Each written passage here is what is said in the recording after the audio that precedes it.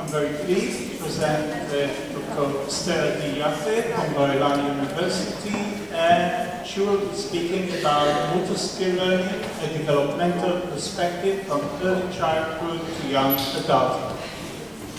Esther.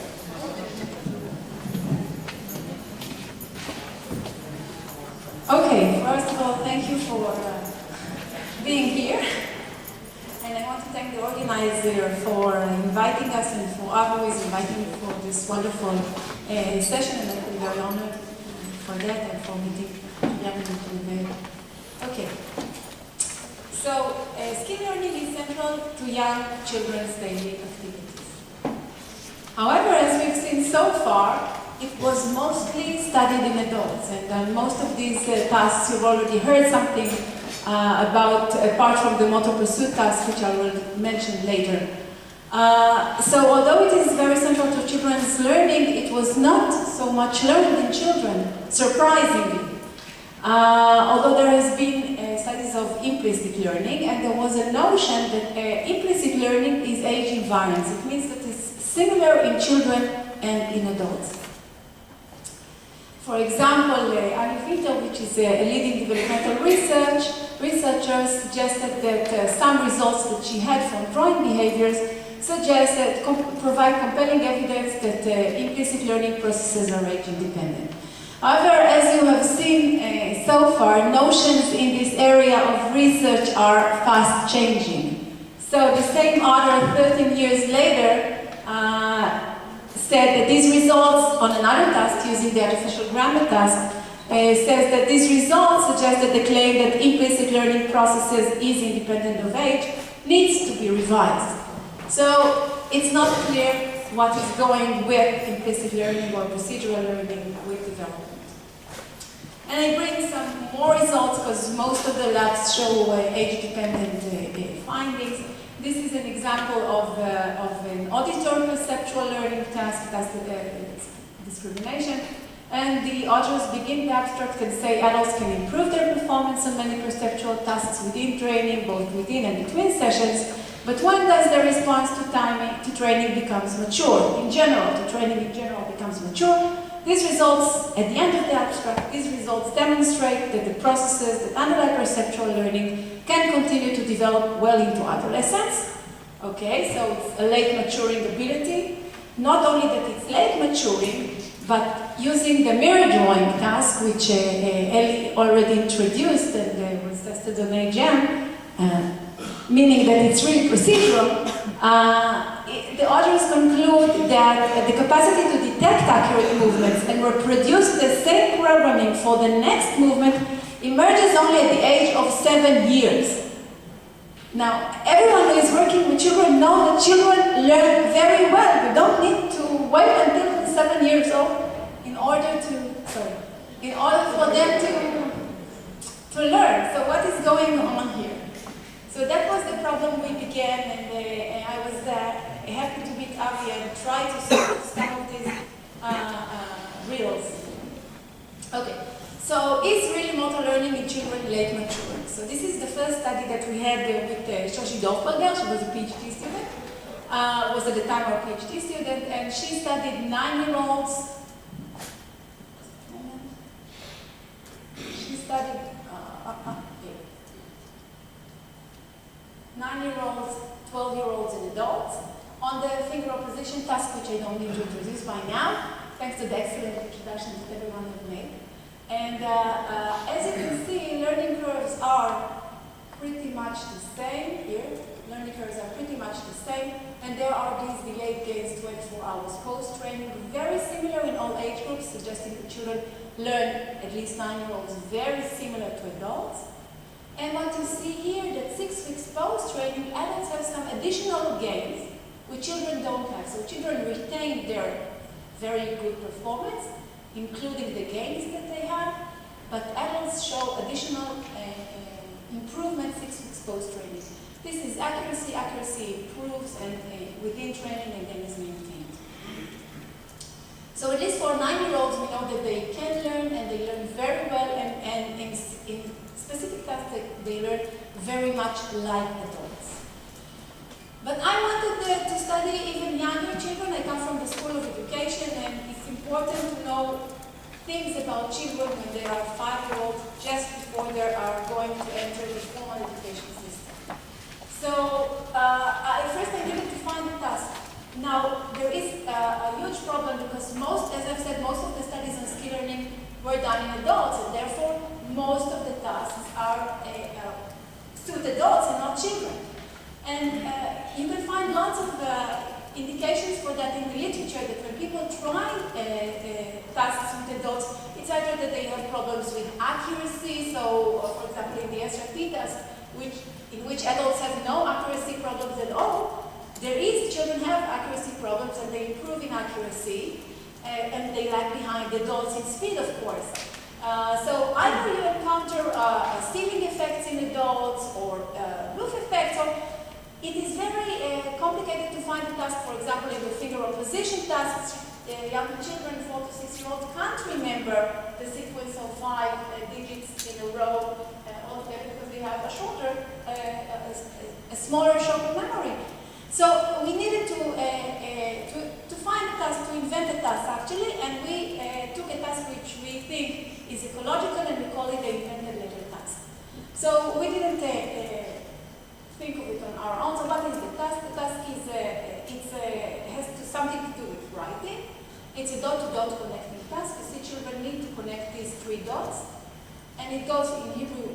We write from right to left, so it goes like in Hebrew, writing from right to left, line by line. So this is a block of the task. Now, we didn't start from anything. We followed our motivation came from the studies by Ronen Sosnik with Adulthood in the Flash. And Ronen have published quite a few papers on this task, so we know very well what does it mean to improve on this task. So to improve means that after long training, in which you start by connecting the dots, the motion becomes smoother, and it becomes smoother the lower the accuracy demands. So if there are low accuracy demands, the easier it is for the paths to become smooth. There are lower level execution processes that are differentiated in terms of brain activities from planning, which is expressed in different areas, and I will come to that later again.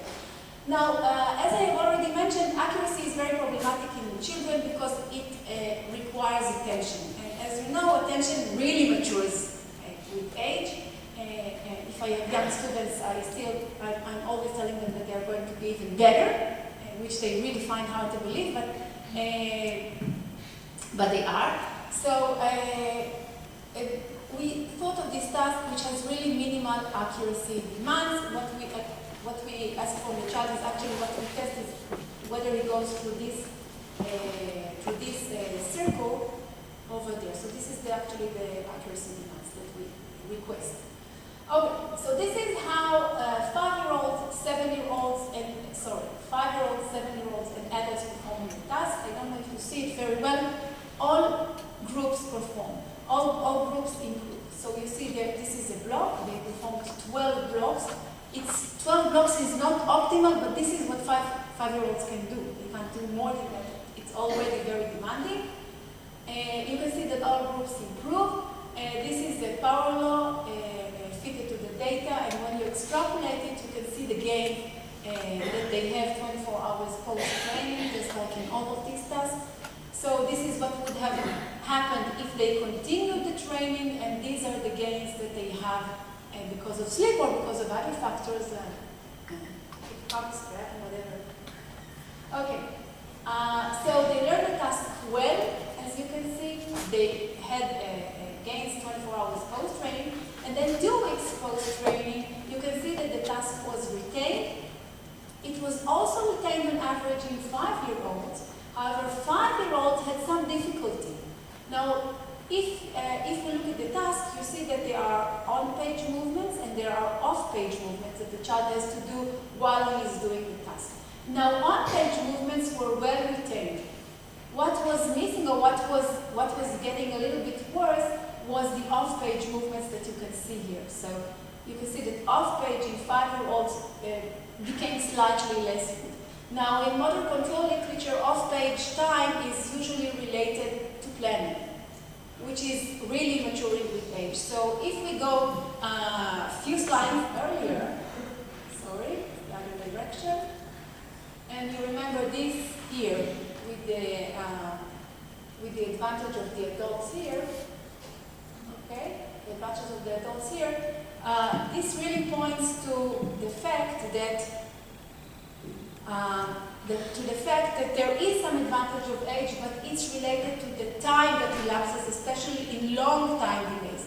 However, when we speak of the training and 24 hours performance post-training, we get very similar learning by children and adults as long as the task is appropriate for these children. Now, I wanted to have a look at the accuracy. Adults are more accurate to begin with. However, all groups maintained their accuracy throughout the experiment, which really means that we have to look on speed, which is what I wanted initially because we have very low accuracy demand. And in terms of getting faster, the truth is that children begin with 2 segments and then they learn to combine them to one. Although we tell them in advance to combine them to one to begin with, however, it takes them some practice to be able to do that. So this is the sort of what makes them really faster, the ability to take these segments and make out of them one more smooth movement. Now, as I said, I come from the School of Education, so we were interested in is that motor learning really related to their learning outcomes in school? So we had in the slide I showed you before, we have 36 children in kindergarten and 22nd graders. Up there is Mona, who was kind enough to come here all the way from Naranana, and I thank her very much for that. And the other parts of the lab that came. And these kids were tested in kindergarten and then in grade 1, and the second graders did the task in second grade and then tested in grade 3 again. So they were tested in handwriting and in reading speed only the following year, because kindergarten children obviously can't read. What we found was that beyond latencies, accuracy on the task predicted the first year handwriting legibility, which is not really very surprising given the nature of the task. What was surprising to us that we had really strong correlations with handwriting and with reading speed. Now, after the talks of yesterday about the visual attention, this is probably related. So we had already at baseline had the correlations of 0.4 or 0.5 between the task performance on the first 4 blocks and reading and handwriting, which is quite high and was really surprising to me. But what was even more surprising is that the gains from initial baseline to 24 hours post-training even made it even a better prediction. So it was predicting above and beyond baseline. So it's not only baseline is a predictor, but also learning ability is a predictor. And this is something very interesting because this is the thing that we want really to enhance in children. Okay, so this is a notion to remember. I want to go back to my question. I will just remind you the question, can young children, 5-year-olds learn? I already showed you that on age-appropriate tasks, ecological tasks they can learn. But what about the mirror drawing task? But what about the mirror drawing task? So Mona did the mirror drawing task because we wanted to find out what is going on. As in Ellie's excellent introduction, Ellie said that each task has lots of ways to measure it.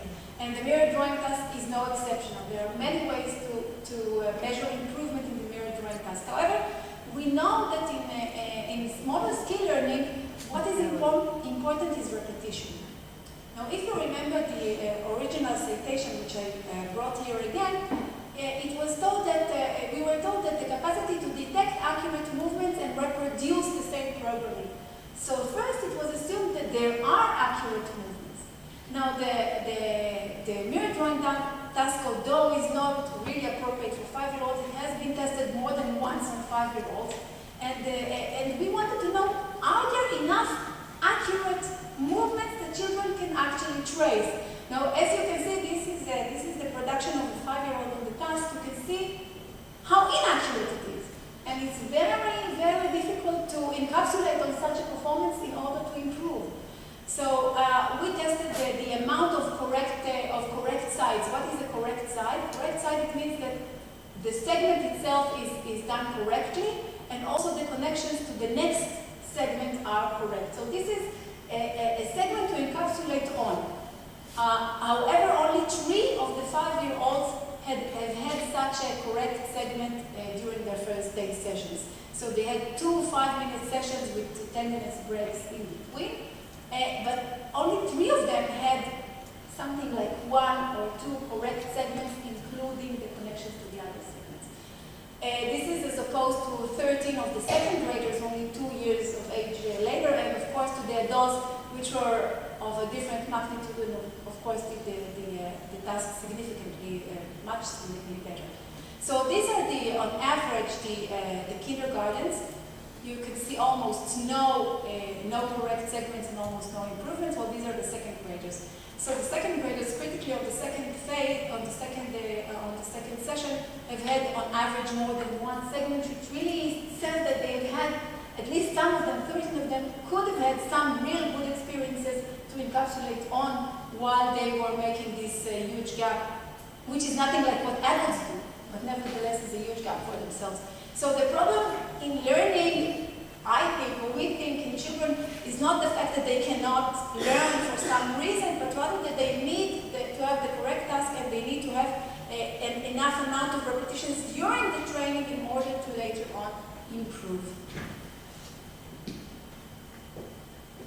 Okay, so just mid conclusion. 1, as I said, children can learn well motor skills, similar to adults, if the task is appropriate, and improvement is dependent on task-specific demands. The simple invented level task that we are using is suitable for studying skill acquisition in kindergarten children, and baseline is predictive of handwriting and reading speed, but also improvement on task is predictive above baseline. Okay. So I want to say something about stabilization and interference, which I'm surprised has not been mentioned today. So I will introduce to you the notion of interference, which is really the basic notion of memory consolidation. Because memory consolidation means that it is stabilized against interference. The memory is there, and if there are interference, we don't forget what we already learned. So this was the first, I think, seminal study in which it was actually was an adaptation, in which it was the notion was based. There's a force field here, and this person needs to move this cursor, and the force field is either in the direction of the movement or either in the opposite direction. And we begin with training in the same direction of the movement, and you can see that the person is training, he is improving. This is performance level on day 1, and you can see that on day 2, as we already see, he gets even better. However, what happens if we turn the force field to the other 180 degrees, and the person is training on the original direction of the force field, and then within 4 hours the force field is turned, and the person is having a second training and interfering experiences. You can see that 24 hours post-training, if you have interferences within the 4 hours limit, there is no improvement, which means that the task is not stabilized, and interference actually prevented the gains from the gains to appear. However, if the interfering task is done only more than 4 hours following the initial training, then the task stabilizes, and we see the next the delayed gains the following day. So basically, interfering tasks involve an initial training, an interfering training, and then test of the initial task again. So we've done, Shoshi Dorfberger and Odina Berger have done two large studies in which they tested interference in 2 hours following the initial training and 15 minutes following initial training. So in 2 hours following initial training, you can see these are the 24 hours consolidation gains here. You can see no interference. We have gains in all age groups, 17-year-olds, 12-year-olds, and 9-year-olds, as I've shown you already in a different graph. But also with interference, we have significant delay gains. They are somewhat smaller, although not significantly in this case, than in the no interference condition. However, they are absolutely absent in the 17-year-olds as in adults. Now, this is very surprising, and we have wanted to make it sure, so we have also tested them after 15 minutes of interference. So they were trained on sequence 1, 15 minutes, then sequence B, and then retested of sequence A again 24 hours post-training. This is the no interference condition in 9-year-olds. You can see very nice 24 hours post-training delayed gains. However, after interference, the gains are significantly reduced. However, they are there. So qualitatively, it is the same phenomena as in adults, but quantitatively, we do get significant gains. Now, I want to go back to, given Genevieve talk, I want to go back to the learning curve. If we look at the learning curve and we try to find out what is the source of this improvement in young children versus the non-improvement on adults, what we see is that after the interference, the first block after the 24 hours post-training is as expected from the parallel extrapolation. So there is no really improvement. In adults, it's the same throughout the 4 blocks of the session, because they possibly compensate activity interference. However, in children, you see a huge reduction in performance just immediately in performance time, or much more performance sequences immediately after the training, which really gives you the gains. So the gains are not really in the gap, but are, if you really think about the parallel, in this case of interference, it's from the rapid improvement they have at the beginning of the session. Okay? So first block is what you would have expected from a parallel extrapolation, and then they have the gains. This is in contrast to adults, which have a continuous segment of sequences. Okay, so I will just conclude this very short part of results. So children are susceptible to interference, but in a much shorter time window compared to adults, with stabilization occurring within minutes rather than hours after training. And Bar-Ilan and Karni also showed it quite nicely when there was a 1 hour following training, where they showed that the children really developed already in 1 hour following training significant consolidation gains. Now, I have some problems so far, because all of this was very abstract and very nice, but does really consolidation bear any relevance to reality of young children if it is such an important process? We've already showed something in the fact that learning itself is predictive in terms of learning outcomes, but I wanted to have more findings that it's really relevant and important. So I remember that I encountered the findings that say that actually grammar is based much on the implicit learning system. So as Elia said, tasks can be learned, I think maybe Julian said, tasks can be learned either explicitly or implicitly. Now grammar, as children, we don't really learn grammar explicitly, rather we learn it implicitly. So it's a procedural task that is learned implicitly, while motor skill acquisition, the tasks of the type I do are, we instruct the children what to do, although we don't really show them the curve that they are supposed to produce.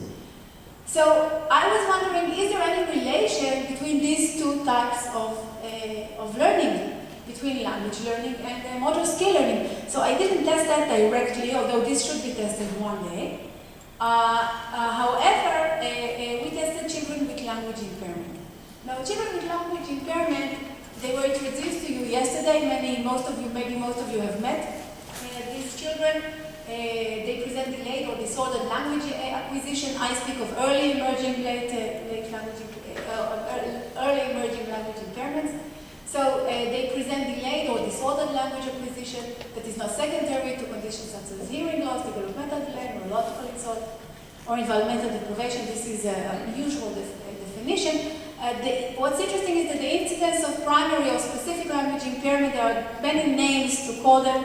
Among kindergarten children is estimated to be 7%, which is not negligible. In every Israeli kindergarten we have 2 to 3 children who have language impairments. Usually these are the more quiet children, and they don't usually make problems, they're simply quiet.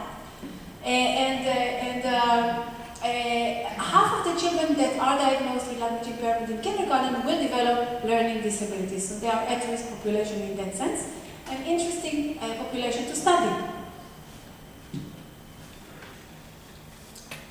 But we already know that deficits in children with language impairment are not limited or specific to language, although this is their main problem by definition. But they also include weaknesses in basic non-linguistic processing skills like in fine and gross motor tasks. They also show impairment on the SRT task, which Ellie already showed us. However, like in any of the SRT tasks, it really depends on the specific, how do you do the task, because you do see the problem in short, if you have a low number of blocks, but if you have lots of training, you do not see that problem so much because they improve with tasks. So they have impairments, but it really depends on task specifications. But these are all within training, and we wanted to know what happens between training sessions if consolidation is so important to real life. So we have tested the consolidation in these kids using the invented leisure task. So again, putting together these 3 dots.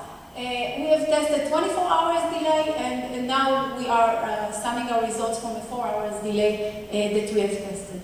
So children are doing 12 blocks of the task, 30 seconds delay between blocks, 4 blocks on day 2, and then 4 blocks 2 weeks post-training.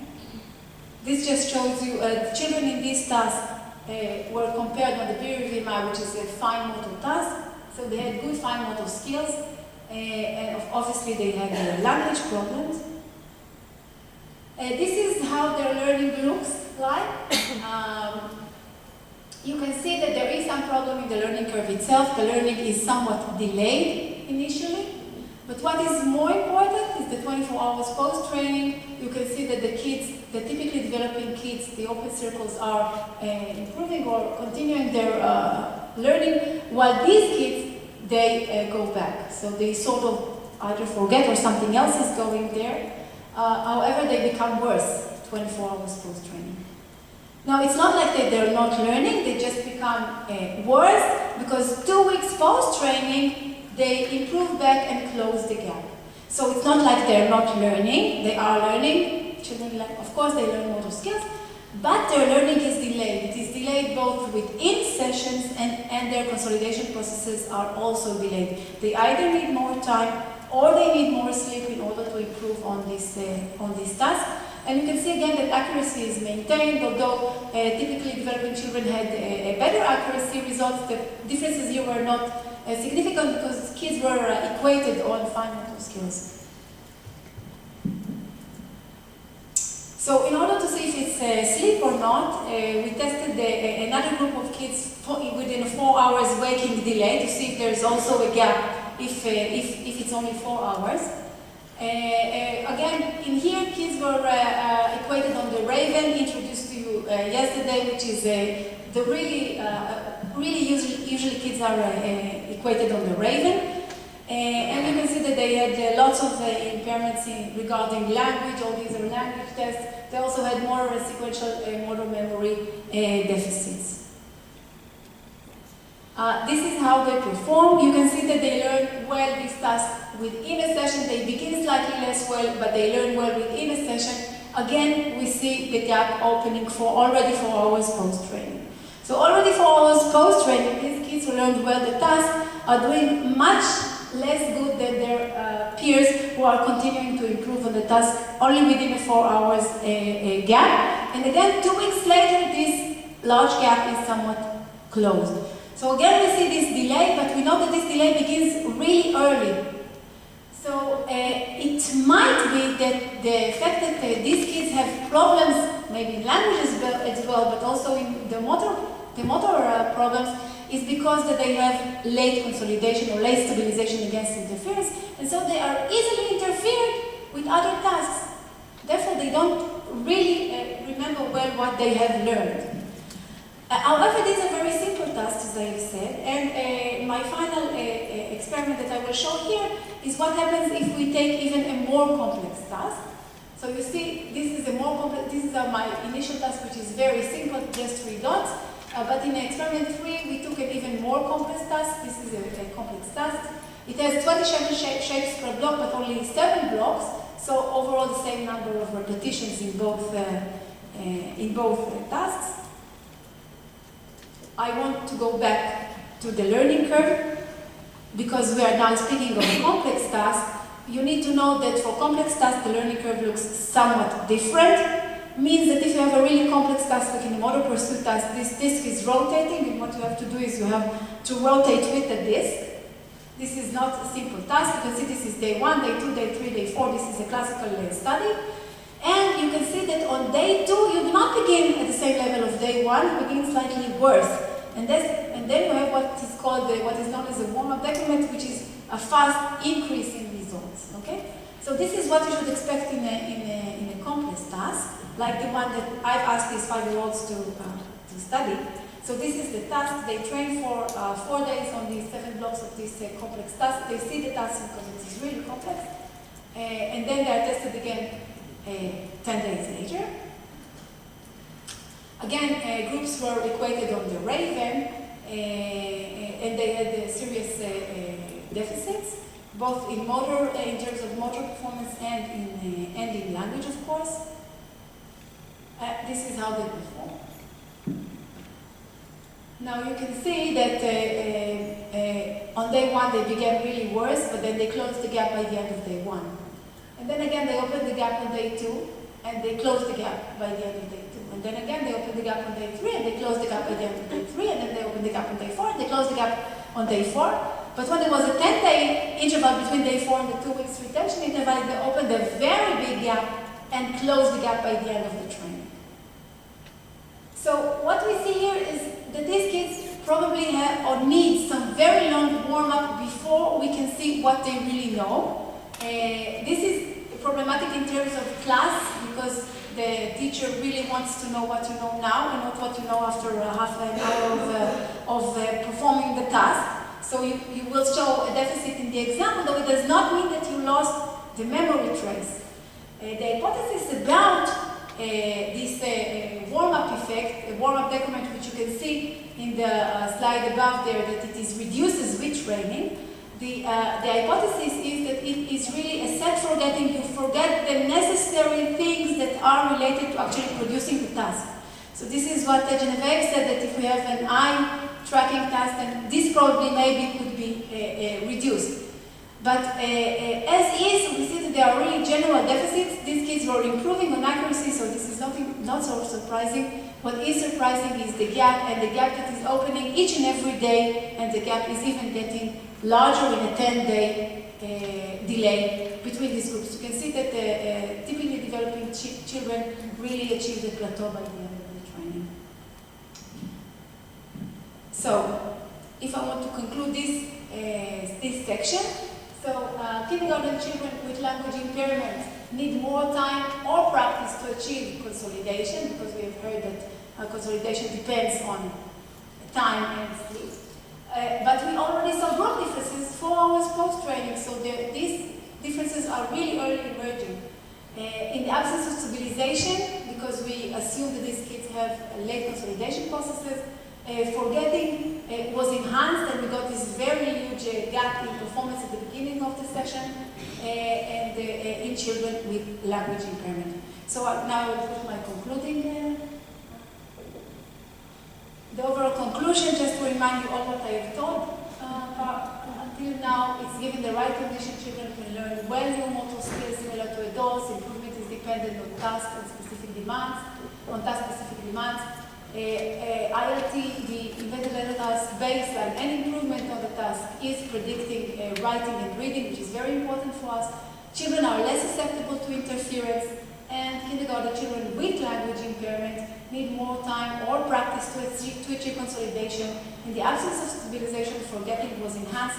This is very important for clinicians. Clinicians really know what's happening within the sessions. They don't know really what happens between sessions. So, with this, I thank the lab, and Avi was part of the studies here, the studies with the finger position task, and I thank you for your patience.